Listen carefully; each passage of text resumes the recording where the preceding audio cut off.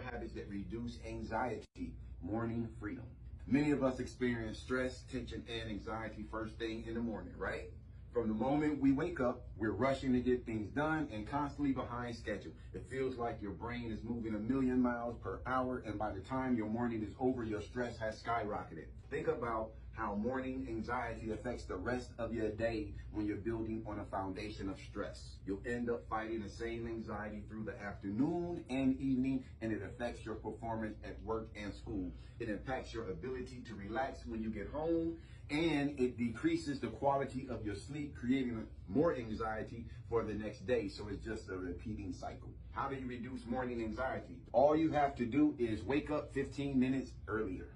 Is it hard to wake up 15 minutes earlier? Then go to bed earlier. Yeah, if it's hard to wake up 15 minutes earlier, then you need to go to bed earlier. Because what are you doing before you go to bed? On the phone, looking at Facebook, looking at TV, listening to music, texting somebody.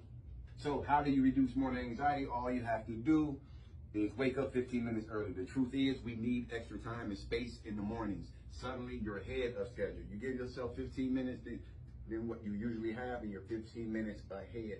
Instead of rushing from one thing to the next, you can take your time.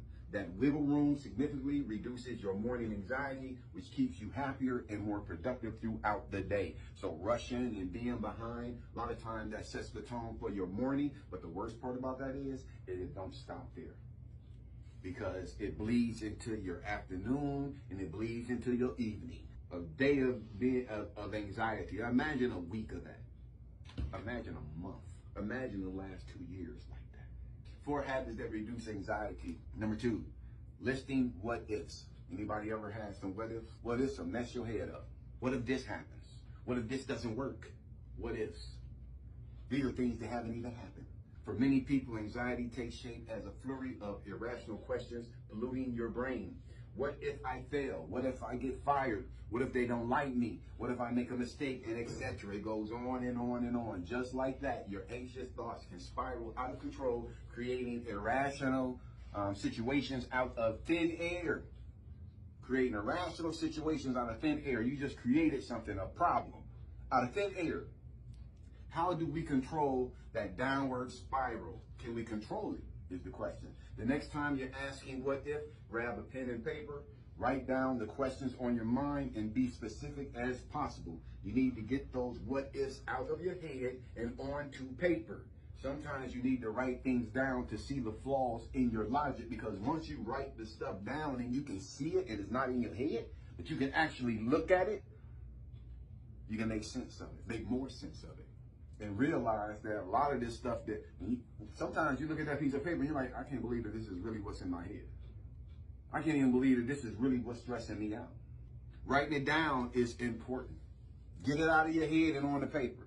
4 habits that reduce anxiety. Number 3, concentrating anxiety.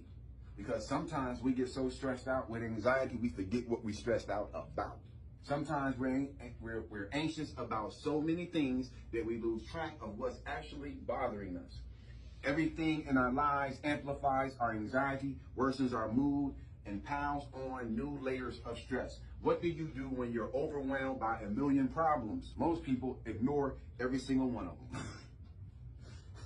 Most people, what they're going to do is ignore every single one of their problems and pretend like their anxiety doesn't exist, but that doesn't work. They try to power through the pain, but stressors and negative thoughts will get progressively worse the longer you leave them unresolved. So you can't ignore those kind of things. They bubble up from the back of your mind unconsciously, affecting your productivity, your happiness, and your well-being. Instead of neglecting your anxiety, pick one thing you're anxious about and give that one thing 100% of your attention.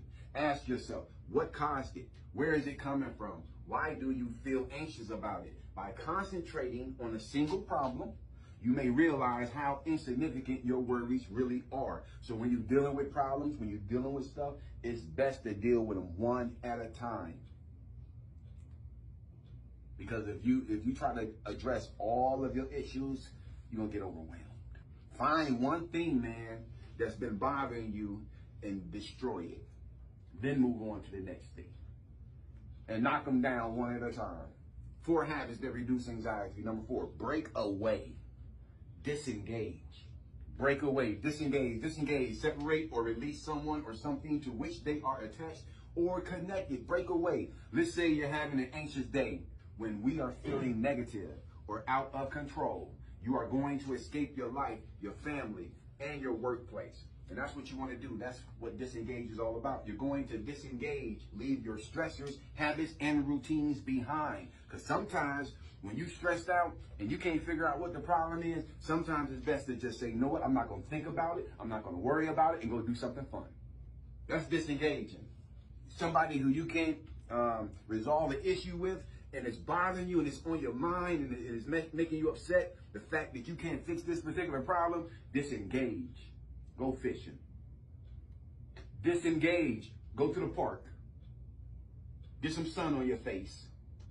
Sometimes it's best to disengage. We're talking about how to reduce anxiety. You're going to transport yourself. And when you disengage, you're going to transport yourself to a new place and a new state of mind. Wherever you go as far as this new place, that's totally up to you because it's different for everybody. Some people like fishing. Fishing don't do nothing for me. But if it does something for you, then that's good. Some find peace of mind walking through a local park, enjoying fishing, the sunshine, the scenery, and the fresh air. Others take internal vacations because you don't necessarily have to leave your house to disengage. Because there's a lot of people in prison and jail, and they disengage. They focus on something else. They get a good book to read. So you don't necessarily have to physically disengage. You can internally disengage from somebody. Yeah. All right, so others take internal vacations, reducing their anxiety with mindful meditation and quiet moments of thought. While there are many ways to spend your mini vacations, there are a few things you shouldn't do. Don't use this time to numb your brain. So when you disengage, avoid activities like watching TV, browsing social media, or playing video games, because basically all three of those things I just mentioned, they're designed to numb your brain. They're time wasters. They're distractions. So we don't want distractions and time wasters when we disengage or when we break away. Not only do these activities make it difficult to relax, but they increase your anxiety by creating feelings of guilt, shame, and laziness. It's also important to spend your breakaway time, your disengagement, is in solitude, physically and emotionally, which means don't be texting people and don't be calling people on the phone. This is your personal time. So when you disengage totally.